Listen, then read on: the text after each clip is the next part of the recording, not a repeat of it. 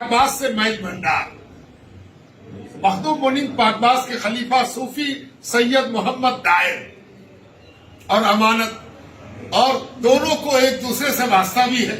اور صوفی دائم کے خلیفہ حضرت صوفی احمد اللہ ان کے بڑے بیٹے اور صوفی احمد اللہ کے خلیفے صوفی لقیت اللہ اور لقیت اللہ کے خلیفہ صوفی صالح لاہوری اور صوفی صالح لاہوری کے خلیفہ حضرت غوث زمانہ احمد اللہ محض بھنڈاری رحمۃ اللہ.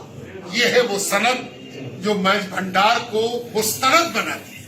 محض بھنڈار کی عنعنہ یہی ہے اور یہی وجہ ہے کہ حضرت احمد اللہ محض بھنڈاری اتنے بڑے بزرگ ہوئے کہ بزرگی کے ناپنے کے لیے اللہ کے یہاں کوئی کتنا مقبول ہے اس کا کوئی میٹر پیدا نہیں ہوا ہے کہ کوئی ناپ کے بتا دے کہ بہت مقبول ہے.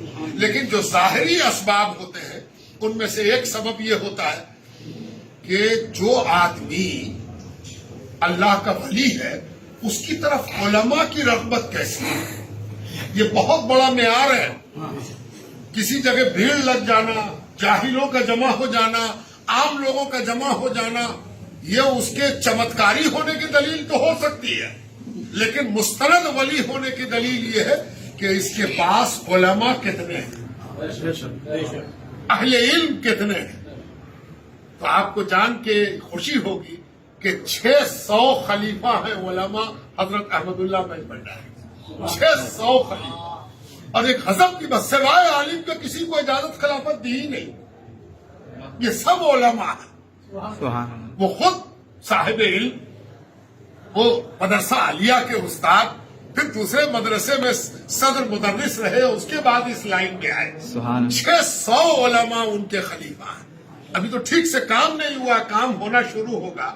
تو اندازہ لگائیے کہ جس نے 600 شاخیں قائم کی، تبلیغ و دعوت کا کام وہ کس محنت اور کس شوق سے کرتا ہو. کوئی بات اگر کبھی کوئی بات آپ کو ایسی سنائی دے جو سیدھے حل نہ ہو تو اس کی کئی وجہ ہو سکتی ہے. ایک وجہ یہ ہو سکتی ہے کہ جو بات آپ سن رہے ہیں وہ کسی نے عشق و محبت میں وارفتہ ہو کے کہہ دی ہو. عشق کبھی کبھی عقل کو مغلوب کر دیتا ہے اور عاشق جو بات منہ سے نکالتا ہے وہ غلبہ عشق کی بنیاد پر نکالتا ہے. ایک روایت بھی آپ کو سنا دیں. حضرت سلیمان علیہ السلام نے ہدہد چڑیا کو طلب کیا، لاؤ پکڑ کے اس کو. چڑیا آئی، حاضر کی گئی. سب حضرت کی رعایا ہے اور حضرت کو اللہ سبحانہ تعالیٰ نے سب پر غلبہ عطا فرمایا. وہ ایسے نبی ہیں کہ ان کی بادشاہت میں مخلوقات الہیہ شامل ہے. بلایا گیا حدود کو، آیا، اس نے زبان حال سے عرض کیا. اس کی زبان تو انسانوں جیسی نہیں ہے، لیکن جو زبان بھی ہے اللہ کا نبی اس کو سمجھتا اور جانتا ہے. زبان حال سے اس نے عرض کیا، حضور میری غلطی، میرا قصور، ہم سے کیا غلطی ہو. حضرت سلیمان کہتے ہیں ذرا یہ تو بتاؤ رات اپنی محبوبہ سے کیا کہہ رہے تھے، رات اپنی محبوبہ سے کیا کہہ رہے ہیں. اس نے تھوڑی دیر غور کیا، سوچا، اس کے بعد اس نے کہا، حضور حضور آپ تو جانتے ہیں آپ معاف کرنے والے، آپ معاف کرنے والے رب کے نبی ہیں، آپ سے معافی مانگتے ہیں. کسی نے پوچھا کہ حضور اس نے کیا کہا تھا. کہا تھا، حضرت سلیمان سناتے ہیں کہ رات یہ اپنی محبوبہ سے کہہ رہا تھا کہ اگر تم کہو تو سلیمان کی حکومت بھی لا کے تمہارے قدموں میں رکھ. اللہ، سلیمان کی حکومت بھی تمہارے قدموں میں لا کے رکھ دے. اور اب یہ معافی مانگ رہا ہے. اب ہدہد نے کہا، حضور عشق جو نہ کرا دے، محبت جو نہ کرا دے، محبت مغلوب کر دیتی ہے. محبت کا غلبہ جب ہو جاتا ہے تو زبان اختیار میں نہیں رہتی اور دل اپنا کام کرتا ہے. اور دل کبھی غلطی نہیں کرتا، دل کے اظہار خیال میں زبان غلطی کر دیتی. سبحان اللہ. حضرت سلیمان مسکرائے اور کہا کہ معاف کیا، تیرا عشق سچا ہے، تیرا عشق سچا ہے. یہ ایک مثال ہے اس بات کی کہ کبھی عاشق کی زبان سے کوئی بات نکل جائے تو اس پر اس طرح گرفت نہیں کرتے کہ ہمارے عاشق ہونے کی پہچان ختم ہو جائے. ہمارے عاشق ہونے کی پہچان یہ ہے کہ ہم عاشقوں کی زبان کو تھوڑا سا سمجھتے ہیں, ہے نا. حضور پاک علیہ السلام گزر رہے ہیں تو حضور کے مدح میں, حضور کی تعریف میں ایک نعت کہنے والی کہہ رہی ہے, یہ نبی وہ ہے میرا نبی جو غیب جانتا ہے, غیب کی باتیں بتاتا ہے. حضور مڑے اور کہا یہ مت کہو, اور جو کہہ رہی ہو سب کہتی رہو. یہ نہیں کہا کہ فتویٰ پکڑو اس کو, یہ غیب کا میرے بارے میں کہہ رہی ہے. غیب کا آج کا مولوی جو صبح سے شام تک غیب کے حوالے سے مسلمانوں کو نشانے پر لیتا ہے, وہ ذرا غور سے سنے کہ حضور پاک علیہ السلام نے اس کو کیا فتویٰ دیا. مسکرا کر کہا یہ مت کہو اور سب کہتی رہو, اور سب کہتی رہو. اگر یہ گناہ تھا, یہ شرک تھا, یہ قابل گرفت تھا, تو حضور سے زیادہ شرک سے بچانے والا کون تھا؟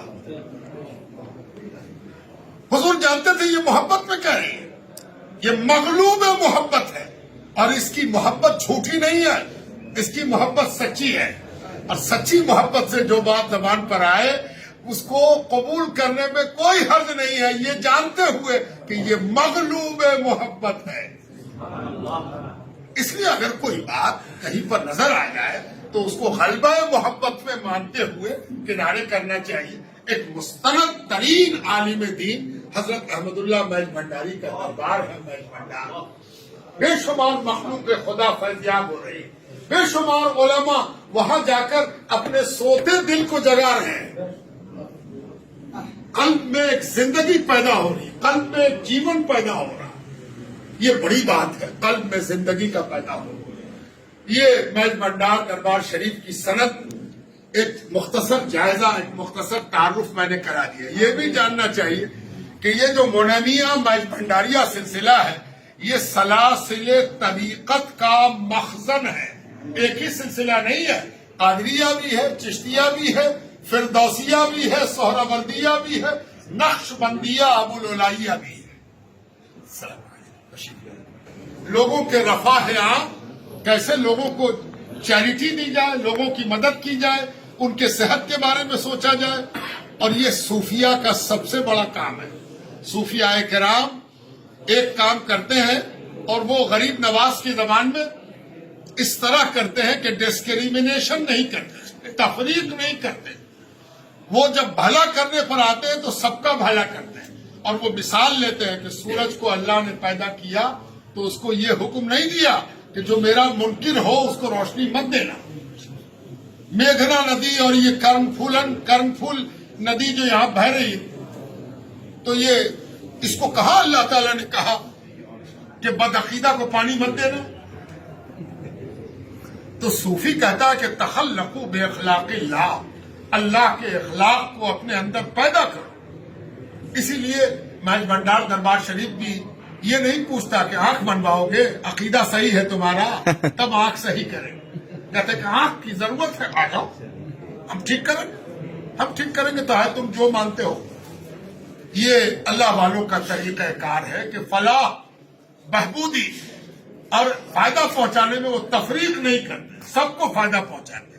اسی لیے یہ درگاہیں کھلی رہتی ہیں اور اس کا ایک فائدہ بھی ہوتا ہے. اور وہ فائدہ یہ ہوتا ہے کہ بدعقیدہ بھی ایک دن محسوس کرتا ہے کہ ہم بدعقیدہ تو ہیں لیکن اس نے فائدہ پہنچانے میں ہم سے تفریق نہیں کی, تو ایک دن اس کا اعلان بھی ہوتا ہے وما ارسلناک الا رحمۃ للعالمین کی جانب, کہ رحمت للعالمین کو رحمت تمام کفار مکہ جانتے تھے. کوئی ایسا کافر مکہ نہ تھا جس پر حضور کا احسان نہ ہو. جو ایمان نہیں لایا وہ بدقسمت بھی تھا اور احسان کو نہ سمجھنے کی صلاحیت بھی رکھتا تھا کہ وہ سمجھ نہیں سکا کہ احسان کیا ہے. حضور کا احسان سب پر تھا اور جو احسان مند ہوا اس نے کلمہ بھی پڑھا اور حضور کا بھی. اس طرح یہ کچھ ضروری باتیں تھیں. آخر میں ایک بات اور عرض کر دیں کہ جب بھی بخاری شریف کا ختم احناف کے ہاں ہوتا ہے تو احناف کی وسعت قلبی کا ثبوت پیدا ہوتا ہے.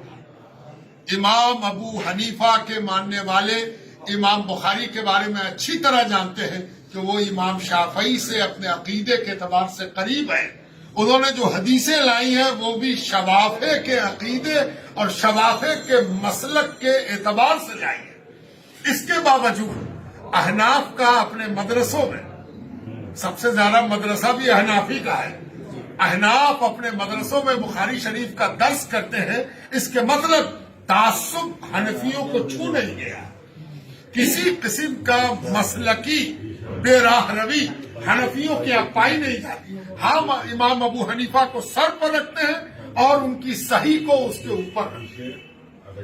تو یہ احناف کا مجمع ہے، یہاں سب حنفی ہے، کوئی شافعی نہیں ہے۔ ہم شافعی سے زیادہ بخاری شریف پڑھتے ہیں اور پڑھاتے ہیں اور اس سے سند لیتے ہیں اور اس کی بہتر تعویل بھی کرتے ہیں۔ ایک اور زبردست بات کہ بخاری شریف کی کوئی حدیث امام شافعی کے مسلک کو سپورٹ کرتی ہوئی نظر آتی ہے تو حنفی سے بہتر تعبیر اس کی کوئی کر نہیں سکتا۔ علماء اپنے درس میں اعلیٰ درجہ، بخاری تو عموماً اوپر کے درجے میں پڑھائی جاتی ہے، تو بخاری پڑھاتے وقت حنفی استاد ان حدیثوں کی جو تعویل کرتا ہے اس سے تعویل حدیث کا علم سمجھ میں آتا ہے۔